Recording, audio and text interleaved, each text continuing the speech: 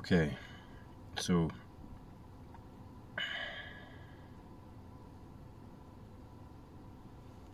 I'm just over a stomach bug.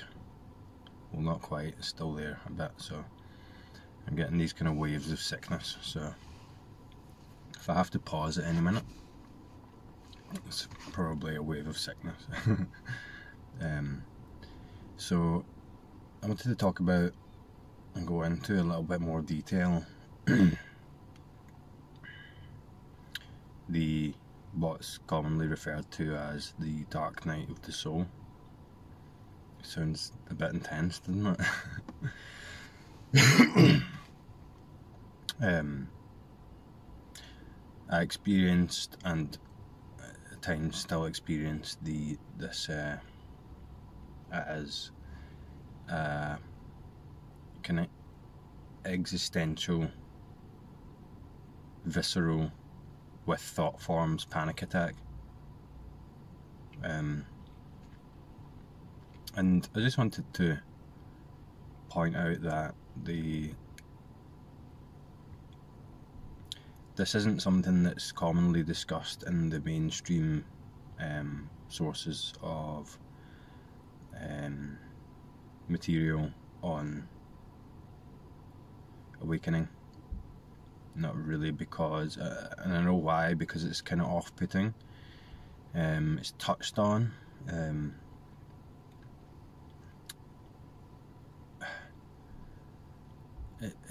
sometimes it's approached from a different angle. So I think, like, a lot of there are different approaches to this that the person can use, and a lot of them are to prepare for dissolution of the separate self, because when it's done directly, when it's done or undone quickly, it can be very the experiences that the person can have can be very intense and quite terrifying. Whereas, because of all the emotions that come up suddenly, and there's no, it's like you've removed the structures that allowed us, that we built up over time to cope with these emotions. We've removed them, so all the emotions just are now decrystallized and they just come out. I mean, that's just how I experienced it.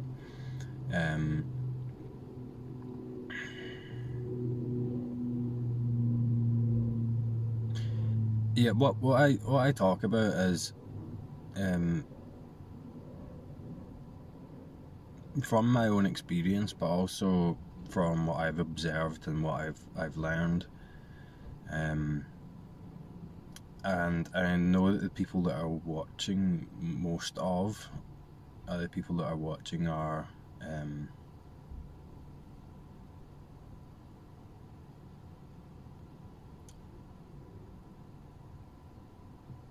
don't feel like they have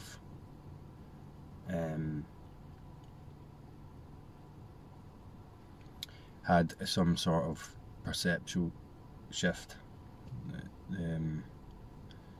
some sort of profound and large perspective shift. Although that's not necessary, I don't think, because I know that a couple of people are have been through the experiences that I have went through and I'm going through, and know exactly what I'm talking about. So anyway, why am I saying this again? I can't remember. Yeah, there seems to be a gradual and a direct approach, and the gradual is a lot of kind of pragmatic emotional work that prepares the mind and body for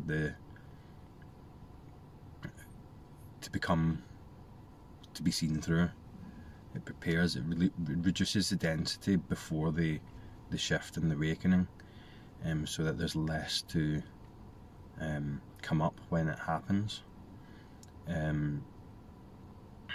I think I had quite a lot of, and have quite a lot of, accumulated emotional stuff in the body and in the mind that it kind of just appeared. Although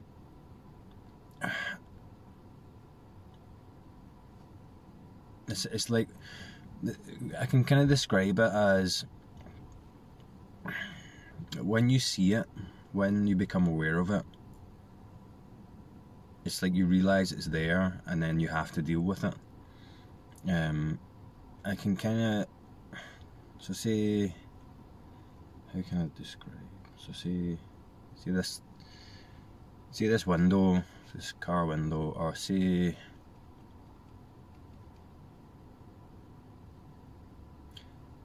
right, say just because this is here, right, this might be a rubbish analogy, but say this car window is here and it's all iced over and I can't see anything out but just some kind of glowing illumination, and I can't see the outside world, so I turn the heating thing on and it starts melting, and then the light starts to come through brighter, and that's all I've ever seen is just this ice and these patterns in the ice here, and it starts to melt and the light comes through, and I look through parts of it here, and I think, oh, there's a world out there, oh my god, there's a world out there, and I start to see bits and pieces of it and more of it, and then to this ice on the screen is the illusion, and the light behind it is the, let's say, our true nature or whatever, and it goes through this process of melting and becoming more transparent, and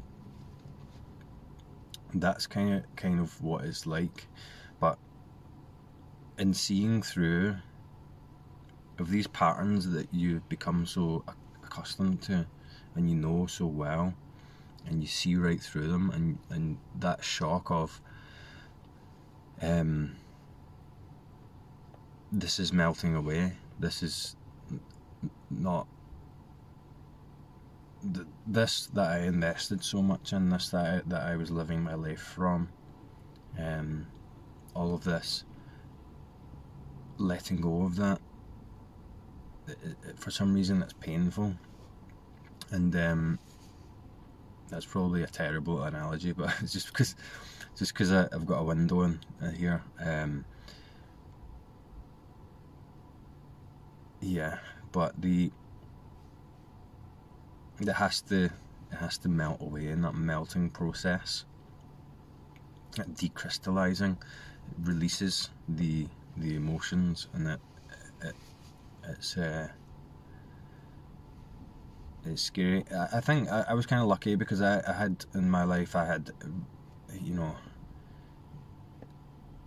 enormously dense ego, enormously dense emotional body, trauma and all that kind of stuff, so but I had always been extreme in my approach to things, all out, 100% extreme, and always chasing the experience, always going for the ridiculous, you know, over the top, so I'd already experienced more extremes of suffering than when these dark night panic attack things kind of popped up, so it was kind of manageable, different but manageable. So the way I can describe it is that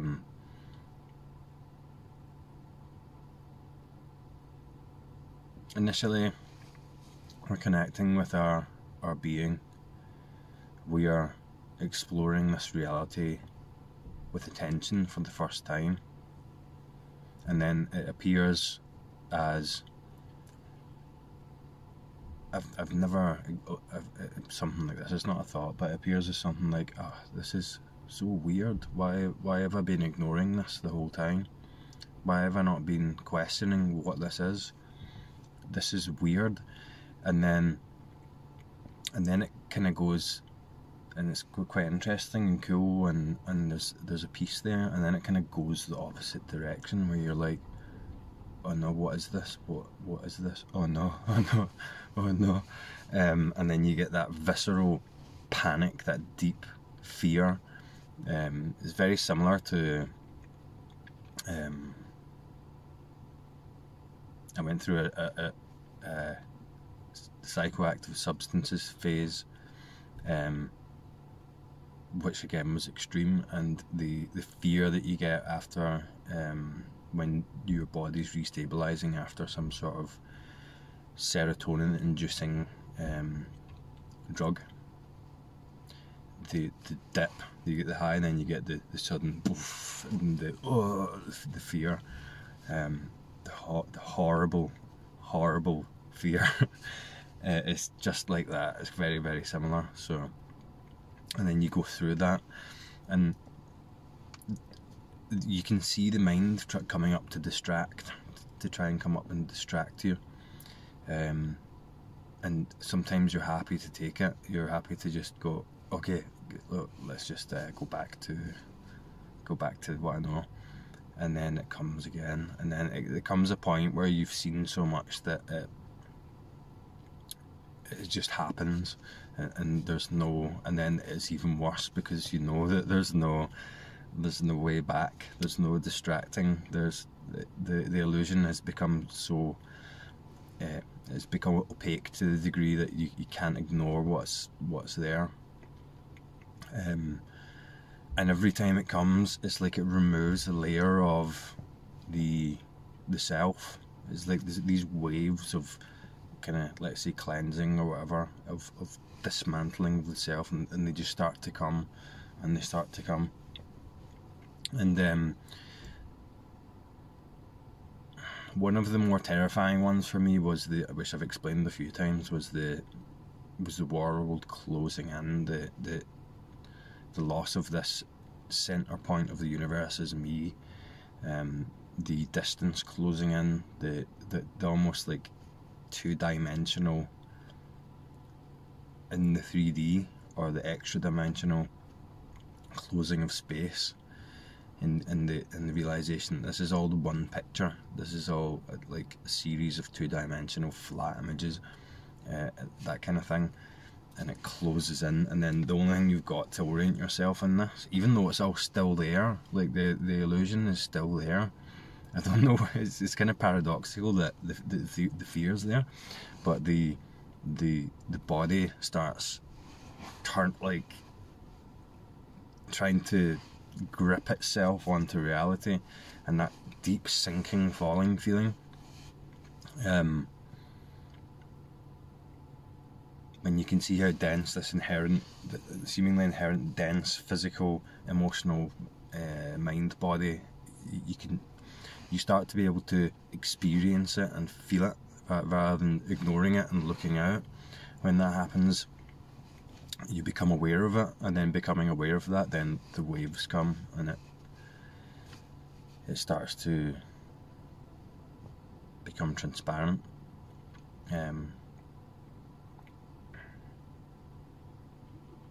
But yeah, it's a sign of progress, I think. So if during meditation or during inquiry you get that sense of, oh no, that sense of fear, that sense of what is this, like, and that sense of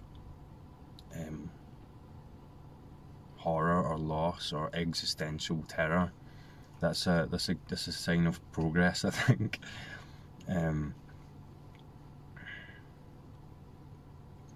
Because it's the person goes through these highs and lows, as just the usual. But when it's facing its end, when the illusion is coming to an end, the highs and lows become more pronounced, more profound, and that's just, see, at least for me, that seems to be the process of it.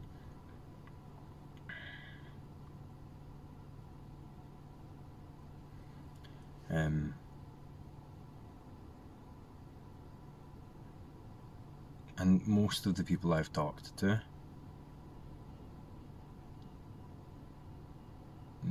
some stage during the realization they had this existential crisis point, this dark night, the stabilizing of the insight, or the dismantling of the self process that is painful. But it's okay. It's okay.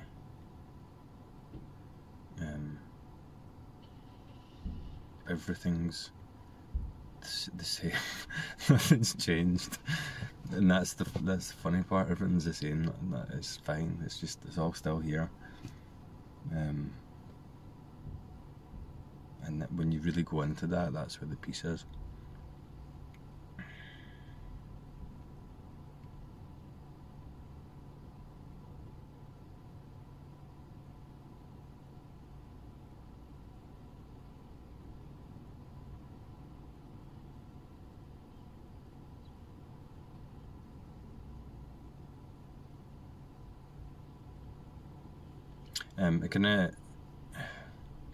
To use a movie thing, if you watch The Matrix, when Neo gets unplugged from the Matrix and he has like a violent reaction to it, because his whole reality has just been exposed to be an illusion.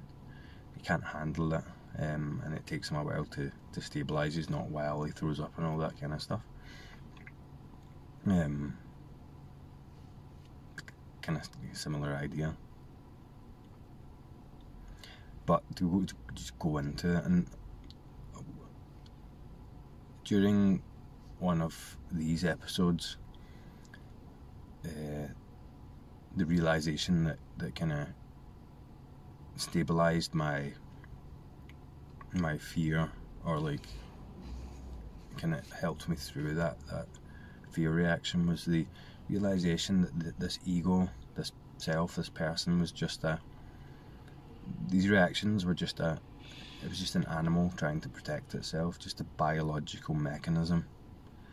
That was it. It was just this animal body trying to protect itself from death, because it thought I was dying. And it was endearing and beautiful in a way that it was like switching from being that dying animal to observing that dying animal in some sort of three-dimensional nature documentary narrated by David Attenborough. No, I'm not kidding. That's what it was, that switch. That switch. I wasn't in it anymore. There was like a separation there, and I can observe it doing its thing, and it was endearing, and I could see it clearly for what it was, and I could kind of just understand that it didn't need to do that.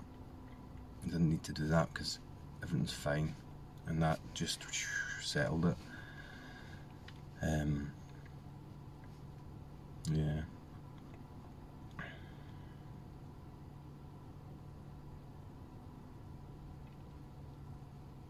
Yeah, but I thought I would touch on that a little bit, because I think someone was asking me, there was a little bit of confusion about what the spiritual law is, what the dark night of the soul is, and that's probably vague. Like, you know, I'm aware that everything I talk about is vague, but like I explained before, there's a reason why it's vague. It's trying to explain something like on a relative level that can't be ultimately communicated through words. But yeah, it's just the same pattern of the person playing out again, in a more dramatic. And it's like almost like the person competing for your attention again. It's like saying, "I'm here, listen to me. I don't want to die. Keep me going." But it's illusory. It's not real.